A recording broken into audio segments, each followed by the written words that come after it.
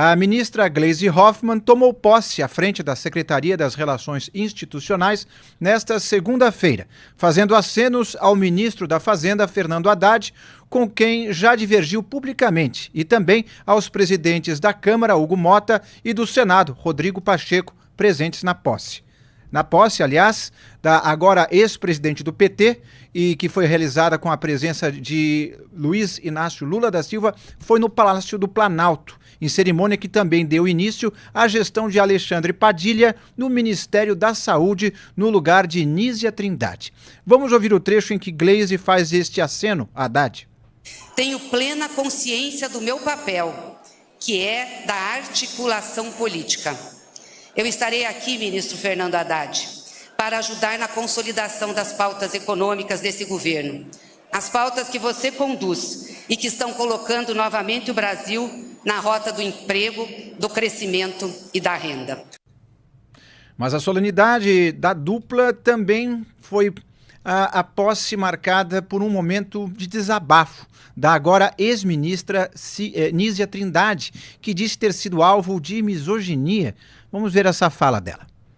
Ainda que o sentimento predominante em mim seja a satisfação por ter feito parte da equipe do presidente Lula e ter servido ao meu país, não posso esquecer que durante os 25 meses em que fui ministra, uma campanha sistemática e misógina ocorreu de desvalorização do meu trabalho, da minha capacidade e da minha idoneidade.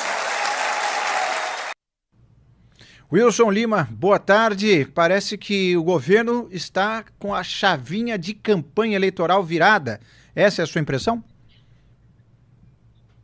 Boa tarde para você, Inácio. Boa tarde para você que nos acompanha aqui no canal BMC News. É exatamente isso. O governo Lula virou o modo campanha de forma explícita. Agora há pouco eu conversei com alguns líderes partidários sobre a posse da Gleisi Hoffmann e hoje à noite vai ter um jantar da Gleisi com integrantes do Centrão, líderes do União Brasil, do PP, republicanos, para tentar ali azeitar as relações com a atual ministra de Relações Institucionais. O que se fala aqui na Câmara, Inácio, é que a Gleisi, ministra da Gleisi, presidente do PT, né? Ela deixa o PT e aí também é outra confusão para o partido resolver, porque é a entrada da sucessão dela no partido, né? Uma ala do partido não quer entregar o cargo para Edinho Silva, então assim, é um detalhe que a gente pode explorar ao longo do programa. Mas o importante desse fato, dessa posse, meu caro Inácio e Rodolfo e amigos de Eu Antagonista, é que definitivamente o presidente Lula, ele trouxe ali para a cozinha do Palácio do Planalto o que ele chama de, digamos que, integrantes que podem, de fato, ajudá-lo no país. A Gleisi, ela é apontada como alguém que vai fazer parte da campanha do Lula, assim como o próprio Alexandre Padilha. Então, é por isso que essa posse da Gleisi Hoffmann ela foi tão simbólica, ela trouxe tanta gente, porque de fato o PT ali, nesse momento aqui no Palácio do Planalto, de fato ativou o modo campanha. O partido é tudo ou nada para 2026. Rodolfo Borges, boa tarde. Essa posse foi cheia de simbolismos, de afagos a Haddad. Será que temos aí a Gleisi Paz e Amor? Boa tarde a todos. Olha, pode até ter no discurso, e a questão, e eu estou chamando a atenção para isso num artigo, numa análise que eu publiquei no Antagonista hoje, lá antagonista.com.br. O Wilson também publicou uma análise sobre isso. E como isso já estava falando, é uma campanha que começa. Só que é uma campanha que começa com 2 anos de antecedência.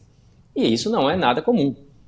A Gleisi vai precisar fazer muito mais do que afagos vocais para o Haddad durante esses próximos 2 anos para tentar, de fato, conseguir agradar o ministro da Fazenda do governo Lula.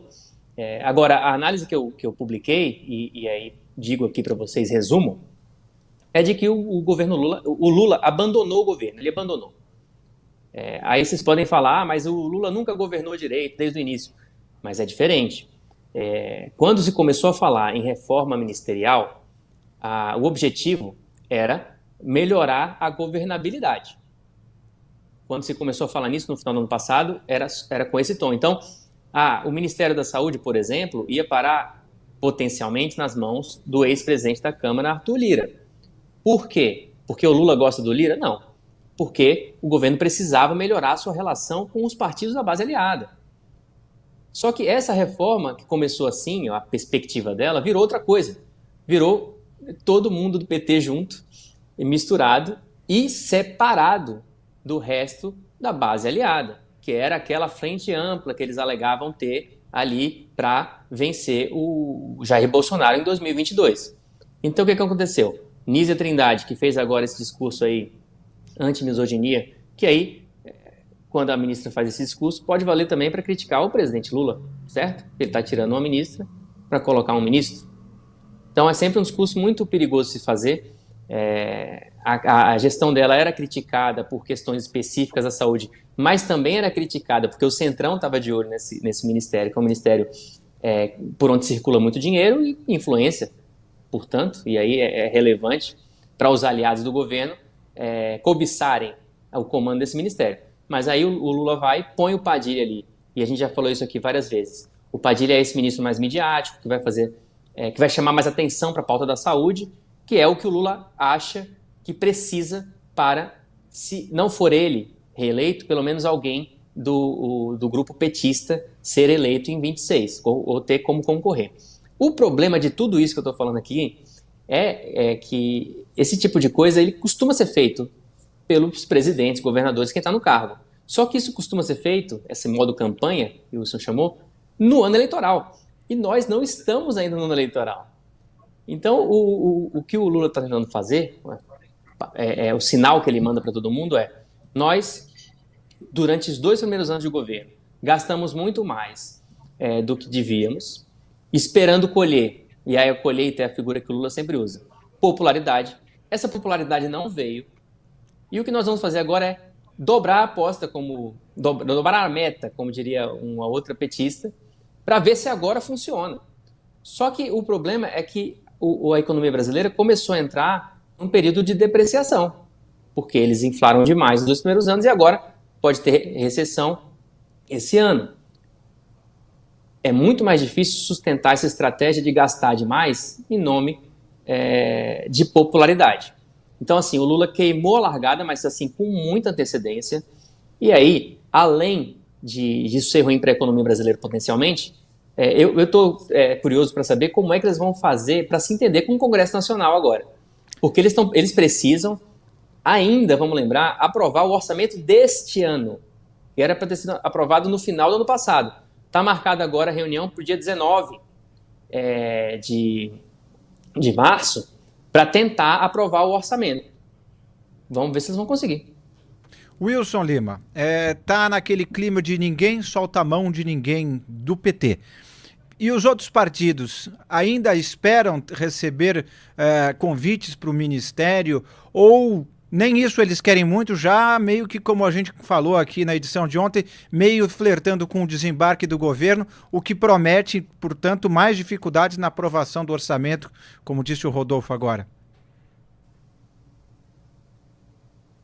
Meu caro Inácio, como eu falei no início dessa entrada, a Glaze vai reunir integrantes do Centrão em um jantar que vai acontecer hoje aqui em Brasília. Engraçado que hoje em Brasília, hoje vai ser a noite dos jantares, né? Tem esse jantar do Centrão, vai ter festa de aniversário do José Dirceu, vai estar uma beleza, né? Vai ter banquete para todo mundo. O que que acontece? Ela vai tentar azeitar essa relação com o Centrão nesse jantar. Aí já vai apresentar as pautas prioritárias para o governo. Hugo Mota já falou para o Palácio do Planalto que o menos é mais, ou seja, apresentem uma pauta mais enxuta, que ela é mais fácil de ser aprovada, porque aqui os deputados não estão realmente para tratorar uma pauta a favor do governo, muito pelo contrário, como eu falei, a gente tem falado aqui no programa, hoje a base petista tem aproximadamente 130 deputados, estou colocando aí PT, PDT, PSB, PCdoB, Rede, enfim, os partidos que fazem parte ali da coligação do PT, são os mais fiéis, né? Inclusive até o PSOL. Então, com essa base diminuta, não tem muito o que fazer. Então o governo tem que escolher essas prioridades, esses poucos, é o clássico menos é mais. Agora, a questão quanto mais o governo exigir, maior vai ficar a fatura e maior vai ser a dificuldade. Então essa que é a questão. E o clima de fato, Inácio, é quase como desembarque, porque aqui no Congresso, pelo que eu tenho conversado com alguns parlamentares, hoje pela manhã eu circulei bastante, e eles me falam basicamente o seguinte: Wilson, chegamos a 25, mas já com cara de fim de feira. Esse é o problema. O governo Lula não tem mais o que oferecer. Esse que é o grande dilema, esse que é o grande drama do governo PT. Porque tem orçamento? Tem, mas o orçamento está carimbado. A definição das regras do orçamento, né, das emendas parlamentares, também criou um problema para o PT, porque agora você pode basicamente incluir uma cláusula de orçamento positivo e aí o governo federal não vai ter o que fazer. Então, você vê que o governo Lula não tem mais alternativas nessa reta, né, nessa reta final. E aí, sem alternativas, você dificulta ainda mais essa composição aqui no Congresso Nacional, que dificulta a governabilidade e aí que também dificulta até a própria missão do governo para tentar mostrar para o eleitor que ele faz alguma coisa.